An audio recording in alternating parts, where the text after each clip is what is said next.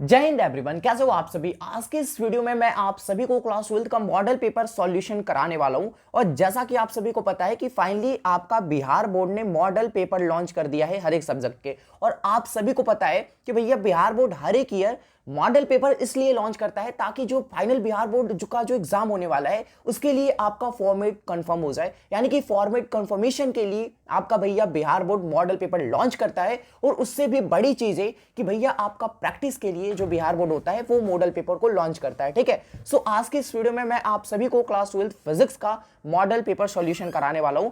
सो आज का ये वीडियो आप सभी क्लास 12 वालों के लिए बहुत ही ज्यादा इंपॉर्टेंट होने वाला है। सो आप सभी वीडियो पे स्टार्ट से लेके एंड तक बने रहना। एंड अगर आप सभी ने अभी तक इस वीडियो को लाइक नहीं करा, फटाक से वीडियो को लाइक कर लो और साथ में अपने इस फिजिक्स वाले भैया यूट्यूब चैनल को सब्सक्राइब एंड बेल आइकन को प्रेस, ताकि इस साइड पे जो भी हेल्पफुल कंटेंट है ना वो सबसे पहले आप तक पहुंच सके। भाग्य इस वीडियो को स्टार्ट करते हैं। सो दोस्तों, यहाँ पे जो चीजें लिखी गई है, ठीक है, अगर आप एक कैंडिडेट हो, ऑफ कोर्स आप एक कैंडिडेट हो, ठीक है, तो आपके लिए सब चीजें जरूरी है। आप एक बार पढ़ लेना किस तरीके से क्या कितना ऑब्जेक्टिव है, कितना सब्जेक्टिव है, किस तरीके से आपको क्या करना है। ठीक है, वो चीज यहाँ पे लिखी हुई है अच्छी तरीके से, आप एक बार देख लेना। ठीक है जी, तो यहाँ पे पहला क्वेश्चन मैं स्टार्ट करना चाहता हूँ, लेकिन उससे पहले मैं आप सभी से एक प्यारा सा रिक्वेस्ट करना चाहूंगा। रिक्वेस्ट नहीं, मैं आपको एक चीज बताना चाहूंगा, कंफर्म करना चाहूंगा। इस बार का जो मॉडल पेपर है ना, ठीक है, उसमें जो ज्यादा क्वेश्चन है ना, वो मैक्सिमम जो क्वेश्चन है आपकी वो न्यूमेरिकल टाइप है। ठीक है, और न्यूमेरिकल टाइप का मतलब कि आपके भैया जो भी छोटे मोटे फॉर्मूले होते हैं फिजिक्स के वो आपको क्लियर होना चाहिए। ठीक है, तभी आप न्यूमेरिकल को सोल्व कर सकते हो। और ऑब्जेक्टिव में न्यूमेरिकल इन द सेंस कि मतलब वही 2-4 लाइन की न्यूमेरिकल्स होती है वो आपकी सोल्व हो जाएगी। ठीक है, ऐसा नहीं कि बड़े बड़े न्यूमेरिकल होते हैं 1-2 पेज वाले। ठीक है, तो ऑब्जेक्टिव में ऐसा नहीं होता। ठीक है, तो पहला क्वेश्चन है भैया आप सभी के सामने कि एक वर्ग के 3 सिरों पर समान आवेश रखे गए हैं। ठीक है, और यदि सिरा तुम्हारा Q1 Q2 है और एक Q3 छूट गया है, क्योंकि यहाँ पे मेंशन नहीं किया गया है। ठीक है, तो यहाँ पे देखो, यहाँ पे दिखाया गया है, लेकिन मैं आपको बता दे रहा हूँ। एक भैया वर्ग है, ठीक है, एक सिंपल मान लो एक वर्ग है जिसके 3 सिरे हैं। ठीक है, वो सिरे कौन कौन से हैं? Q1 Q2 और Q3। तो यहाँ पे मैं मान ले रहा हूँ Q1 है, यहाँ पे Q2 है और यहाँ पे भैया आपका Q3 है। ठीक है, ध्यान से समझना चीजों को भैया, कोई दिक्कत नहीं होनी चाहिए। तो यहाँ पे 3 सिरे हैं, एक वर्ग के 3 सिरे हैं, जिसे मैंने मान लिया Q1 Q2 Q3 according to question मैंने मान लिया। ठीक है, अब यहाँ पे क्या बोलता है कि भैया समान आवेश रखे गए हैं। भैया आपको तो दिख रहा है कि भैया Q1 अलग है, Q2 अलग है, Q3 अलग है। तो इसका समान आवेश का मतलब क्या हुआ? समान आवेश का मतलब कि इसके बराबर तुम Q कर दो। ठीक है, ये तीनों के तीनों क्या है भैया? समान आवेश है। ठीक है, ये तीनों क्या है जी? समान आवेश है। और एक चीज मैं आपको बताऊं, अगर मैं यहाँ पे दूरी मान के चलूं, ठीक है, आपको तो पता है ना कि जो आपका स्क्वायर होता है, जो आपका वर्ग होता है, उसका जो साइड होता है वो इक्वल होता है। ठीक है, तो मैं अगर डिस्टेंस को मैं क्या कर लूं, आर आर मान लेता हूं। ठीक है, और क्या है कि भैया जो विकर्ण होता है, ठीक है, जो कि आपका ए आपका विकर्ण होता है, इसका भैया क्या होता है? इसका आपका R√2 होता है। ठीक है, ये आपको भी पता है, ये तो बेसिक क्वेश्चन है, तो आपको पता होना चाहिए। ठीक है, अब भैया अकॉर्डिंग टू क्वेश्चन थोड़ा सा मैं यहाँ पे चीजें बताना चाहूंगा कि यहाँ पे कहा गया है कि Q1 और Q2 के बीच का जो F1 F12 है आपका, ठीक है, तो F12 और अपॉन में आपका F13 है। ठीक है, जो कि आपका Q1 और Q3 के बीच में F13, तो इनके बीच का जो आपका रेशियो है वो आपको फाइंड करना है। ठीक है, तो F1 का फॉर्मूला अगर कूलम के नियम के अकॉर्डिंग चलोगे तो K होता है और Q1 Q2 होता है ना, तो लेकिन यहाँ पे आवेश सेम है तो आपका QQ हो जाएगा। ठीक है, क्योंकि आवेश सेम है ना, और अपॉन में आपका हो जाएगा R²। ठीक है, F12 यानी कि F12 Q1 Q2 के लिए, तो Q1 Q2 के लिए भैया, Q1 Q2 के लिए तुम देख लो। ठीक है, दूरी तुम्हारा आ रही है। ठीक है, लेकिन अगर वही भैया बात करा जाए F13 के लिए, तो भैया तुम्हारा आवेश तो सेम ही है। ठीक है, लेकिन दूरी क्या हो जाएगी यहाँ पे Q1 Q3 के लिए? R√2 हो जाएगा। ठीक है, R√2, तो इससे तो ये तुम्हारा कट गया, अब बच गया R² और अपॉन में R√2, तो ये तुम्हारा ऊपर चला जाएगा। जब तुम्हारा ए ऊपर चला जाएगा तो ये हो जाएगा R² और √2 का आपका हो जाएगा स्क्वायर भैया 2। ठीक है, और नीचे अपॉन में ए आपका R² बच जाएगा, तो R² से R² कट जाएगा, फाइनल आंसर जो आपका आ गया वो आ गया भैया 2। यानी कि ऑप्शन नंबर बी आप सभी के सामने बिल्कुल ही करेक्ट हो जाएगा। इंग्लिश मीडियम वालों के लिए यहाँ पे इंग्लिश में भी है। ठीक है, तो आप एक बार देख लेना। दूसरा क्वेश्चन क्या कहता है आप सभी के सामने कि भैया एक आपका उदासीन धात्विक गोला है। ठीक है, उससे जब तुम 10 का पावर 14 इलेक्ट्रॉन अगर तुम हटाते हो तो गोले पर जो आवेश है वो क्या होगा? ठीक है, गोले पर जो आवेश है क्या होगा? फर्स्ट ऑफ ऑल मैं आपसे एक चीज पूछना चाहता हूं कि अगर कोई भैया गोला से, ठीक है, अगर भैया तुम गोला से क्या कर रहे हो? इलेक्ट्रॉन को निकाल रहे हो। अगर इलेक्ट्रॉन की कमी हो रही है तो एक चीज तो आपको पता है कि इस पे भैया आएगा पॉजिटिव चार्ज। तो फॉर्मूला आपको पता है कि Q बराबर आपका फॉर्मूला होता है Ne, लेकिन यहां पे मैं लूंगा प्लस का Ne। ठीक है, यहां पे भैया प्लस का Ne हो जाएगा, बिकॉज यहां पे इलेक्ट्रॉन यहां से निकल रहा है। ठीक है, तो प्लस का Ne तुम यहां से लोगे। ठीक है भैया, मैं स्पेस की थोड़ी मुझे जगह चाहिए। ठीक है, तो यहां पे मैं क्या करता हूं, यहां पे मैं दिखा देता हूं। तो यहां पे Q बराबर करोगे प्लस का Ne। ठीक है, क्वेश्चन एक बार देख लेना आप सभी। उसके बाद n का वैल्यू आपके सामने दे रखा है, ठीक है, कि 10 का पावर 14 और e का वैल्यू तुमको पता है कि होता है 1.6 गुने 10 का पावर -19 का, ठीक है। ये तुम्हारा होगा कूलम में, बिकॉज जो तुम्हारा चार्ज होता है उसका एसआई यूनिट तुम्हारा कूलम में होता है, ठीक है। तो यहाँ पे हो जाएगा 1.6 और गुने 10 का पावर 14 है, 10 का पावर -19 है, तो ये तुम्हारा हो जाएगा 10 का पावर -5 कूलम। अगर कूलम में आंसर पूछता तो यही तुम्हारा आंसर हो जाता, लेकिन जो तुम्हारा आंसर है ना वो तुम्हारा माइक्रो कूलम में है, ठीक है, यानी कि 10 का पावर -6 के रूप में। तो ये तुम्हारा हो जाएगा 16 और ये तुम्हारा हो जाएगा 10 का पावर -6 और ये तुम्हारा यहाँ से अगर करोगे तो ये तो तुम्हारा माइक्रो का हो जाएगा वैल्यू, यानी कि यहाँ पे हो जाएगा 60 माइक्रो कूलम, ठीक है। तो यानी कि ऑप्शन नंबर 60 माइक्रोकूलम कौन से ऑप्शन में है भैया, तो ऑप्शन नंबर ए आप सभी के सामने बिल्कुल ही करेक्ट हो जाएगा, ठीक है। तो ए वाला ऑप्शन सही हो जाएगा आप सभी के सामने। तीसरा क्वेश्चन क्या कहता है कि समविभव पृष्ठ तथा विभव बल रेखाएं के बीच का जो कोण क्या होता है, ठीक है। एक चीज मैं आपको बताना चाहूंगा कि जो आपका समविभव पृष्ठ होता है, ठीक है, समविभव पृष्ठ होता है और जो तुम्हारी विद्युत बल रेखाएं निकलती है ना उनके बीच का जो एंगल होता है वो होता है तुम्हारा 90 डिग्री का, यानी कि option number C is correct, यानी कि राइट एंगल एक बनता है, ठीक है। क्वेश्चन नंबर 4 आप सभी के सामने क्या कहता है कि क्यू आवेश से आवेशित आर त्रिज्या के गोलीय चालक के केंद्र से बाहर x दूरी पर जो तुम्हारा विभव है वो क्या होता है, ठीक है। तो यहाँ पे भैया एक आवेशित तुम्हारा गोला है, ठीक है, गोलीय चालक है, मैं यहाँ पे मान लेता हूँ, और भैया ये तुम्हारा आवेशित है, मान लो भैया पॉजिटिव चार्जेस पे, ठीक है, ये तुम्हारा क्या है जी, आवेशित है। और इससे क्या पूछ रहा है यहाँ पे, इससे आपसे पूछ रहा है कि गोलीय चालक के केंद्र से बाहर x दूरी पर, ठीक है, तो डिस्टेंस तुम्हारी x है, ठीक है। अब तुमको पता है कि विभव जो तुम्हारा होता है उसका फॉर्मूला होता है kx, ठीक है, KQ होता है ना, और तुम्हारा दूरी है x, ठीक है, तो KQ अपॉन में x यही तुम्हारा हो जाएगा भैया विभव। कब, किस कंडीशन में, जब तुम्हारा कोई Q आवेश से आवेशित r त्रिज्या के गोलीय चालक के केंद्र से बाहर x की जो दूरी होगी वहां पे जो तुम्हारा विभव होगा वो होगा KQ अपॉन में x, ठीक है, KQ अपॉन में x, यानी कि ऑप्शन नंबर बी आप सभी के सामने बिल्कुल ही करेक्ट हो जाएगा। नेक्स्ट क्वेश्चन है भैया 5 नंबर कि एक अल्फा कण, ठीक है, यहाँ पे एक अल्फा रेस है, ठीक है, विभवांतर यहां पे दे रखा है आपको 200 वोल्ट, विभवांतर से त्वरित किया जाता है तो इसका गतिक ऊर्जा में क्या होगा भैया, वृद्धि होगा। अब भैया काइनेटिक एनर्जी का आपको फॉर्मूला पता है कि Q इंटू वी होता है, ठीक है, E बराबर आपका Q इंटू वी होता है। अब अल्फा कण यहाँ पे भैया तुम्हारा एक आवेश के भांति काम कर रहा है, तो अल्फा कण का जो तुम्हारा होता है आवेश वो होता है 2e, ठीक है, यानी कि 2 इलेक्ट्रॉन, और उसके बाद V यहाँ पे दे रखा है आपको 200 वोल्ट, यानी कि फाइनल मिला के अगर बात करा जाए तो 400 इलेक्ट्रॉन वोल्ट तुम्हारा यहाँ से आंसर हो जाएगा, यानी कि ऑप्शन नंबर सी आप सभी के सामने बिल्कुल ही करेक्ट हो जाएगा।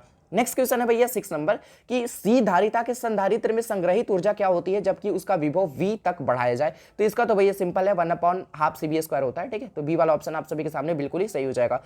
नेक्स्ट क्वेश्चन क्या है कि 7 नंबर कि एन एक आपका समान गोलीय बूंद है, ठीक है, जो समान विभव भी तक आवेशित है मिलकर एक बड़ी बूंद बनाती है, तो नई बूंद का विभव क्या होगा भैया। क्वेश्चन इस बार बिहार बोर्ड ने चेंज कर दिया है, एक काफी मोस्ट इंपॉर्टेंट क्वेश्चन है, ठीक है, एक काफी मोस्ट इंपॉर्टेंट क्वेश्चन है, लेकिन हर बार क्या पूछता था कि छोटी छोटी बूंद है, ठीक है, जिसका भैया कैपेसिटेंस तुम्हारा सी दे रखा है और सबको मिलाकर अगर तुम एक बड़ी बूंद बनाते हो तो इसका कैपेसिटेंस फाइनल तौर पे क्या होगा, ठीक है, ये तुम बताओ। लेकिन इस बार बिहार बोर्ड ने क्या क्वेश्चन करा है कि आपके पास भैया छोटी छोटी बूंद है, ठीक है, जिनका विभव भैया बी है और इनको सबको मिलाकर एक बड़ी बूंद बनाया जाता है, तो इनका भैया फाइनल तौर पे विभव क्या होगा, तुम ये बताओ। देखो एक मैं आपको फॉर्मूला बता दे रहा हूं, ठीक है, उसी फॉर्मूला पे तुम इस क्वेश्चन को बना सकते हो, ठीक है, उसी फॉर्मूला पे तुम इस क्वेश्चन को समझ सकते हो।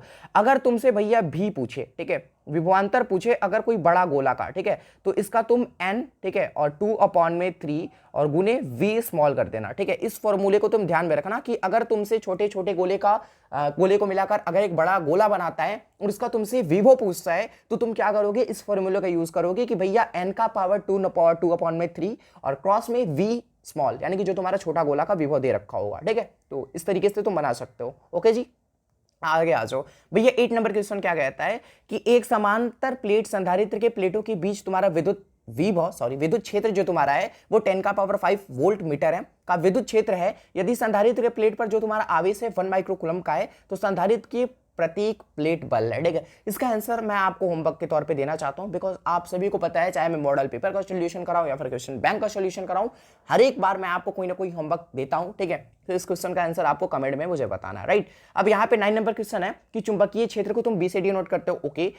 चुंबकीय क्षेत्र बी में स्थित एम चुंबकीय आघूर्ण वाले धारा पास द्वारा अनुभूत बल आघूर्ण जो कि तुम्हारा टाउ होता है, उसका जो वैल्यू होता है वो होता है तुम्हारा टाउ बराबर एम क्रॉस में बी। ठीक है, एम क्रॉस में बी, यानी कि ऑप्शन नंबर ये आप सभी के सामने सही हो जाएगा। ठीक है, एम आपका यहाँ पे आघूर्ण है और बी तुम्हारा क्या है भैया, चुंबकीय क्षेत्र है। ठीक है, यानी कि मैग्नेटिक फील्ड है। ओके, 10 नंबर क्वेश्चन है आप सभी के सामने कि चुंबकीय क्षेत्र का मान घटाने पर चुंबकीय सुई का आवर्तकाल, ठीक है, जो कि आपका आवर्तकाल होता है, टाइम पीरियड होता है। ठीक है, इसका जो रिलेशन होता है ना वो भैया कुछ इस तरीके से होता है। ठीक है, यानी कि ये व्युत्क्रमानुपाती होता है तुम्हारा मैग्नेटिक फील्ड के, यानी कि तुम मैग्नेटिक फील्ड को बढ़ाओगे तो आवर्तकाल तुम्हारा घटेगा, और अगर मैग्नेटिक फील्ड को तुम घटाओगे तो तुम्हारा जो आवर्तकाल है ना भैया वो इंक्रीज करेगा, बढ़ेगा। ठीक है, तो चुंबकीय क्षेत्र का मान अगर तुम क्या कर रहे हो, यहाँ पे घटा रहे हो, तो भैया जो तुम्हारा आवर्तकाल है ना, सिंपल सा बात है, वो तुम्हारा बढ़ेगा। यानी कि ऑप्शन नंबर बी आप सभी के सामने बिल्कुल ही करेक्ट हो जाएगा।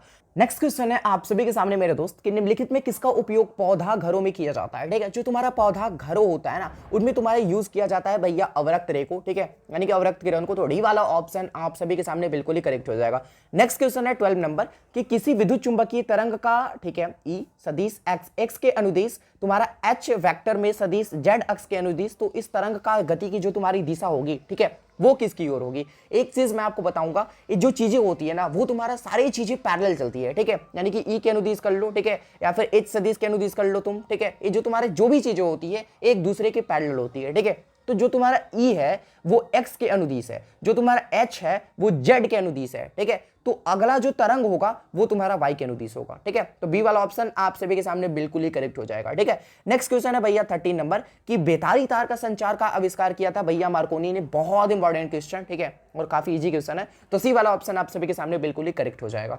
नेक्स्ट क्वेश्चन है आप सभी के सामने 14 नंबर की एक माध्यम से दूसरे माध्यम में जाने पर जो प्रकाश का किरण है वो मुड़ जाती है, यह घटना तुम्हारा कौन सा घटना कहलाता है। देखो क्या कंडीशन कह रहा है कि भैया ये तुम्हारा मीडियम है, मान लो ऊपर तुम्हारा एयर है, नीचे तुम्हारा वाटर है। ठीक है, अब भैया यहां से तुम किरण दे रहे हो, ये तुम्हारी दूसरी किरण मतलब दूसरी मीडियम में जाते हुए ये मुड़ जा रही है किरण। ठीक है, तो भैया यहाँ पे क्या कंडीशन होगा, ये जो घटना होता है वो तुम्हारा होता है अपवर्तन का, यानी कि रिफ्रैक्शन का। ठीक है, तो समझ गया ना, मीडियम अगर एक मीडियम से दूसरे मीडियम में तुम भेज रहे हो और तुम्हारा जो किरण है वो मुड़ जा रही है, ठीक है, जो तुम्हारी मुड़ने की घटना कहलाती है ना वो तुम्हारा अपवर्तन कहलाता है। ठीक है, तो सी वाला ऑप्शन आप सभी के सामने बिल्कुल सही हो जाएगा। तो तुम 10th पढ़ रहे हो, अरे बच्चे वाले क्वेश्चन है तो। ठीक है, 15 नंबर क्वेश्चन कि किस कारण से हवा का बुलबुला पानी में चमकता नजर आता है। ये तुम्हारा चमकता नजर आता है पूर्ण आंतरिक परावर्तन के कारण, यानी कि परफेक्ट रिफ्लेक्शन। अरे भाई टोटल इंटरनल रिफ्लेक्शन होता है। इस बार बिहार बोर्ड वाले ने भाई कुछ ज्यादा ही काफी मिस्टेक करी है। इंग्लिश का पेपर देखना, जो तुम्हारा ट्रांसलेशन वाला है ना उसको तुम देखना एक बार, ठीक है, या फिर बायोलॉजी के पेपर देख लो। तो भैया कुछ गड़बड़ी करी है यार, टाइपिंग सही से कर लिया करो। ठीक है, हमारे एजुकेशन सिस्टम को बिल्ड करना है बिहार का। ठीक है, तो उसके लिए आप सभी की हेल्प चाहिए, तो सपोर्ट करो, आई नीड योर सपोर्ट। आगे भैया एक दिन बिहार के एजुकेशन सिस्टम को सही कर देंगे। ठीक है, बाकी अभी हम लोग ज्यादा उधर फोकस ना करते हुए भैया फोकस करते हैं आपके एग्जाम की ओर। ठीक है, 16 नंबर क्वेश्चन क्या कहता है कि एक उभयोतल लेंस है, ठीक है, जिसके पदार्थ का अपवर्तनांक भैया दे रखा है 1.5। ठीक है, जिसके पदार्थ का अपवर्तनांक तुम्हारा दे रखा है 1.5। ठीक है, तो यहाँ पे समझो, यहाँ पे भैया तुम्हारा अपवर्तनांक दे रखा है, यानी कि म्यू का वैल्यू दे रखा है 1.5। ठीक है, और इसकी फोकस दूरी का मान क्या होगा। ठीक है, यानी कि भैया एक चीज आप मुझे बताओ कि भैया वक्रता त्रिज्या तुम्हारा 20 सेंटीमीटर दिया हुआ है। ठीक है, अब भैया उभयोतल लेंस इस तरीके से दोनों तरफ से उत्तल, ठीक है, दोनों सतह उत्तल होता है, वो तुम्हारा उभयोतल लेंस कहलाता है। तो भैया वक्रता त्रिज्या दोनों का सेम है, 20 सेंटीमीटर है। तो R1 अगर मैं दिखाऊं वक्रता त्रिज्या को, तो यहाँ पे तुम्हारा हो जाएगा 20 सेंटीमीटर, और R2 से भी दिखाऊं क्योंकि दो तुम्हारे उत्तल लेंस है ना, तो इसका भी तुम्हारा 20 सेंटीमीटर है, क्योंकि वक्रता त्रिज्या तुम्हारा दोनों लेंस का सेम ही है। ठीक है, तो अगर आपको वक्रता त्रिज्या पता है, इंडक्टिव रिएक्टेंस पता है, यानी कि अपवर्तनांक पता है, तो भैया ए वाला फॉर्मूला तुम लगाओ कि 1/f इक्वल टू, ठीक है, म्यू माइनस का 1 और उसके बाद होता है 1 में R1 और माइनस का 1 में R2। तुम ए फॉर्मूला लगाओ, ठीक है, और काफी आसानी तरीके से तुम क्या कर सकते हो, फाइंड कर सकते हो भैया क्या, फोकस दूरी फाइंड कर सकते हो। ठीक है, फाइनल तौर पे इसका आंसर तुम्हारा आएगा सी वाला 20 सेंटीमीटर। ठीक है, तो भैया सी वाला ऑप्शन सही हो जाएगा आप सभी के सामने। नेक्स्ट क्वेश्चन क्या कहता है कि एक उत्तल लेंस है, ठीक है, ऐसा पदार्थ का बना है जिसका अपवर्तनांक 1.5 है। इस लेंस को यदि पानी में डाल दिया जाता है तो यह किसके समान व्यवहार करेगी। ठीक है, ये तुम्हारा व्यवहार करेगा एक अभिसारी लेंस की तरह। भैया अगर तुम लेंस को एक मीडियम से किसी दूसरी मीडियम में अगर भेजते हो तो उसका भैया जो नेचर है ना, उसके नेचर पे प्रभाव पड़ेगा, बदलेगा। कब?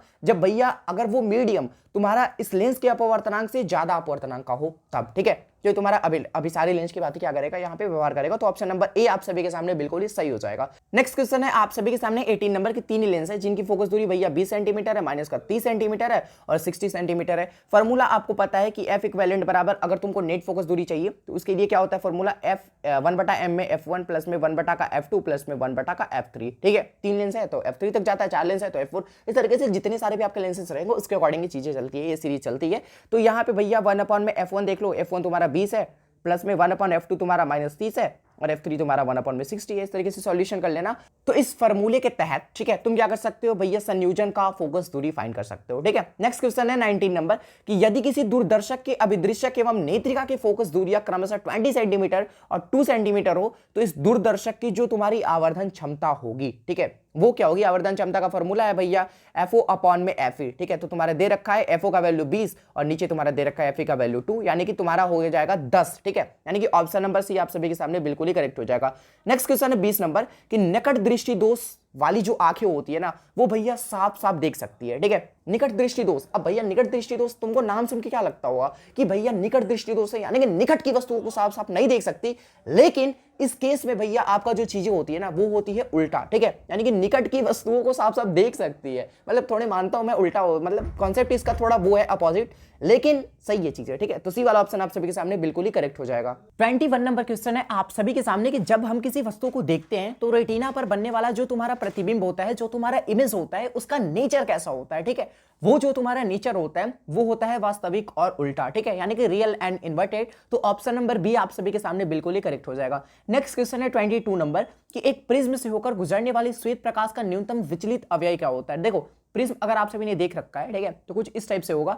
ठीक है, और यहां से भैया एक श्वेत प्रकाश गुजरती है और उसके बाद ये अलग अलग 7 रंगों में क्या हो जाता है भैया, विभक्त हो जाता है, यानी कि बढ़ जाता है। तो क्वेश्चन क्या आपसे पूछ रहा है, क्वेश्चन भैया आपसे ये कह रहा है कि भैया जब एक प्रिज्म से होकर गुजरने वाली जो तुम्हारी श्वेत प्रकाश की किरण है ना, ठीक है, तो सबसे न्यूनतम विचलित जो तुम्हारा अव्यय है वो कौन सा कलर होता है। ठीक है, वो अव्यय तुम्हारा होता है लाल रंग, यानी कि रेड रंग। ठीक है, तो ए वाला ऑप्शन आप सभी के सामने बिल्कुल ही करेक्ट हो जाएगा, ये सबसे कम विचलित होने वाला कलर है आपका। ठीक है, नेक्स्ट क्वेश्चन है 23 नंबर कि जब भैया यहां पे क्या कह रहा है कि कांच से हवा में जाती प्रकाश किरण का क्रांतिक कोण न्यूनतम होता है। ठीक है, जब भी तुम्हारा प्रकाश किरण कांच से, ठीक है, क्या कर रही है भैया, एयर में जा रही है। ठीक है, तो यहां का जो क्रांतिक कोण न्यूनतम होगा वो होगा बैगनी रंग के लिए। ठीक है, यानी कि वॉयलेट कलर के लिए। तो ऑप्शन नंबर डी आप सभी के सामने बिल्कुल ही करेक्ट हो जाएगा। नेक्स्ट क्वेश्चन है भैया 24 नंबर कि प्राथमिक इंद्रधनुष बनता है जब सूर्य के प्रकाश का वर्षा के बूंद में। ठीक है, देखो क्या कंडीशन यहाँ पे कह रहा है कि जो तुम्हारा प्राइमरी रेनबो होता है, ठीक है, जो तुम्हारा रेनबो होता है वो 2 प्रकार का होता है, पहला होता है प्राइमरी, दूसरा होता है सेकेंडरी, यानी कि प्राथमिक और द्वितीयक, दो तुम्हारे इंद्रधनुष होते हैं 2 प्रकार के। ठीक है, तो यहां पे तुम्हारा बात करा जा रहा है प्राथमिक इंद्रधनुष के लिए। ठीक है, जो कि तुम्हारा प्राथमिक इंद्रधनुष होता है, ठीक है, तो सूर्य के प्रकाश का वर्षा के बूंद में अगर भैया 2 बार अपवर्तन यानी कि 2 बार रिफ्रैक्शन की केसेस होगी, देन 1 बार पूर्ण आंतरिक परावर्तन यानी कि टोटल इंटरनल रिफ्लेक्शन की केसेस होगी, देन उसके बाद भैया बनता है आपका प्राथमिक इंद्रधनुष। तो ए सी वाला ऑप्शन आप सभी के सामने बिल्कुल ही करेक्ट हो जाएगा। नेक्स्ट क्वेश्चन है भैया 25 नंबर कि प्रकाश के तरंग गति सिद्धांत के अनुसार प्रकाश के वर्णकार निर्णायक है, जो कि आपका आवृत्ति होता है, फ्रीक्वेंसी होता है। तो ऑप्शन नंबर सी आप सभी के सामने बिल्कुल ही करेक्ट हो जाएगा। नेक्स्ट क्वेश्चन 26 नंबर कि अज्ञात आकार वाले एक सुदूर स्थित स्रोत से आने वाले प्रकाश का तरंगाग्र होगा। एक चीज मैं आपको इन्फॉर्म करना चाहूंगा, ये प्रॉपर एनसीईआरटी का क्वेश्चन भैया कॉपी पेस्ट किया गया है। ठीक है, उनकी पूरा एग्जैक्ट सेम क्वेश्चन आपके एनसीईआरटी में है। ठीक है, तो बिहार बोर्ड एनसीईआरटी पैटर्न पे भी कोई क्वेश्चन करता है। ठीक है, तो भैया ये चीज आपको ध्यान देनी पड़ेगी। ठीक है, तो इसका सही आंसर हो जाएगा भैया अज्ञात आकार वाले सुदूर स्थित, मतलब अनंत से आने वाली जो तुम्हारा अनंत स्रोत से आने वाली जो तुम्हारा प्रकाश का तरंगाग्र होता है ना, वो कुछ इस टाइप से होता है। ठीक है, समतल, ठीक है, समतल इस तरीके से। तो ऑप्शन नंबर ए आप सभी के सामने सही हो जाएगा, प्लेन। ठीक है, नेक्स्ट क्वेश्चन 27 नंबर कि 2 स्रोतों को कला संबंध तब कहा जाता है यदि जब उनके भैया क्या है, कालांतर नियत है। ठीक है, कालांतर नियत है, यानी कि बी वाला ऑप्शन आप सभी के सामने बिल्कुल ही करेक्ट हो जाने वाला है। नेक्स्ट क्वेश्चन 28 नंबर कि रचनात्मक व्यतिकरण के लिए किसी बिंदु पर पहुंचने वाली 2 तरंगों के बीच का जो कालांतर होगा वो तुम्हारा होता है 0, यानी कि ऑप्शन नंबर ए आप सभी के सामने बिल्कुल ही करेक्ट हो जाएगा। नेक्स्ट क्वेश्चन है आप सभी के सामने 29 नंबर की फ्रिंज की चौड़ाई दूरी है। ठीक है, ये क्या होता है भैया, तो किन्हीं 2 क्रमवती काली या चमकीली फ्रिंजों के बीच में होता है। तो ऑप्शन नंबर सी आप सभी के सामने बिल्कुल ही करेक्ट हो जाएगा। नेक्स्ट क्वेश्चन है आप सभी के सामने 30 नंबर की यंग के द्विस्लिट प्रयोग में रचनात्मक व्यतिकरण उत्पन्न करने वाली तरंगों के बीच का जो पथांतर का मान होना चाहिए वो कौन सा नहीं होना चाहिए भैया, एन पाई तो होना चाहिए। ठीक है, n+ में 1 लैम्डा भी होना चाहिए। ठीक है, पाई मैंने बोल दिया क्या, लैम्डा है। ठीक है, सी वाला ऑप्शन है भैया 2n+1 2n+1 लैम्डा ए भी होना चाहिए, लेकिन भैया 2n+1 लैम्डा अपॉन 2 ए नहीं होना चाहिए, ठीक है। तो ऑप्शन नंबर डी आप सभी के सामने बिल्कुल ही करेक्ट हो जाएगा। नेक्स्ट क्वेश्चन है भैया 32 नंबर कि किरचॉफ का नियम निम्नलिखित में किस नियम का पालन करता है। भैया किरचॉफ का नियम क्या कहता है, ठीक है, कि किसी भी भैया जंक्शन पे आने वाली जो तुम्हारी कुल धाराएं होगी, ठीक है, कुल जो तुम्हारे करंट्स होंगे, ठीक है, वो जाने वाले करंट्स के इक्वल होंगे, ठीक है। या फिर इस तरीके से कह सकते हो कि कोई भी पॉइंट पर जितने आने वाली जो तुम्हारे करंट होगी ना, जितने आने वाली करंट होगी, ठीक है, उन सभी का योग तुम्हारा 0 के बराबर होता है, यानी कि सिग्मा आई इक्वल टू 0। यही कॉन्सेप्ट होता है ना भैया तुम्हारा किरचॉफ का नियम का, ठीक है, तुम्हारा प्रथम नियम में एक्चुअल है, ठीक है। तो किरचॉफ का नियम निम्नलिखित में किस नियम का पालन करता है, वो तुम्हारा आवेश की संरक्षण का सिद्धांत का पालन करता है। तो ऑप्शन नंबर बी आप सभी के सामने बिल्कुल ही करेक्ट हो जाएगा। नेक्स्ट क्वेश्चन पर बढ़ते हैं। अगला क्वेश्चन है 33 नंबर कि विद्युतीय परिपथ के किसी बिंदु पर सभी धाराओं का बीजगणितीय योग। अभी मैंने बताया ना कि भैया किसी भी परिपथ में, ठीक है, किसी भी पॉइंट पे जो यहाँ पे टोटल जो तुम्हारी करंट होती है, जो भी आने वाली धाराएं होती है, सबका तुम्हारा योग क्या होता है, योग तुम्हारा होता है 0, ठीक है, यानी कि ऑप्शन नंबर ए आप सभी के सामने बिल्कुल ही करेक्ट हो जाएगा। नेक्स्ट क्वेश्चन है 34 नंबर कि व्हीटस्टोन ब्रिज का उपयोग किया जाता है। जो तुम्हारा व्हीटस्टोन ब्रिज होता है ना, उसका उपयोग हम लोग भैया रेसिस्टेंस मापन में करते हैं, यानी कि रेसिस्टेंस को मापने में करते हैं। तो ऑप्शन नंबर सी आप सभी के सामने बिल्कुल ही सही हो जाएगा। नेक्स्ट क्वेश्चन है 35 नंबर कि एक तार में 1 माइक्रो एम्पियर धारा प्रवाहित हो रही है, ठीक है, यदि इलेक्ट्रॉन का आवेश तुम्हारा इतना दे रखा है तो प्रति सेकंड तार से प्रवाहित इलेक्ट्रॉनों की संख्या क्या है, ठीक है। ये आपका छोटा सा न्यूमेरिकल है, इसका आंसर आपको कमेंट में बताना है। तो आज के इस क्लास में मैंने आप सभी को फिजिक्स का फर्स्ट मॉडल पेपर, जिसका मैंने 35 ऑब्जेक्टिव आपको करा दिए, और नेक्स्ट वीडियो में 35 और क्लियर करा दूंगा, ठीक है। तो आई होप आप सभी को आज का वीडियो, आज का क्लास आप सभी को बहुत ही ज्यादा पसंद आया होगा। अगर आप सभी को पसंद आया तो प्लीज आप सभी वीडियो को लाइक कर देना, एंड साथ में अपने इस फिजिक्स वाले भाई यूट्यूब चैनल को सब्सक्राइब एंड बेल आइकन को प्रेस, ताकि इस टाइप की जो भी हेल्पफुल कंटेंट है वो सबसे पहले आप तक पहुंच सके। एंड अगर आप सभी को अभी तक मॉडल पेपर का पीडीएफ अगर आप सभी ने नहीं डाउनलोड कर रखा, डिस्क्रिप्शन में मेरा आपको नंबर मिल जाएगा, ठीक है, आप वहां से हमें व्हाट्सएप पे मैसेज कर सकते हो। मैं आपको physics, chemistry, biology, Hindi, English के जितने सारे भी 5-5 मॉडल पेपर हैं, सबका पीडीएफ मैं आप सभी को प्रोवाइड कर दूंगा। आज के लिए इतना ही, मिलते हैं जल्दी की नेक्स्ट वीडियो में। तब तक के लिए आप सभी को be positive, keep doing, wish all the very best. Thank you so much आप सभी को। जय हिंद बच्चों।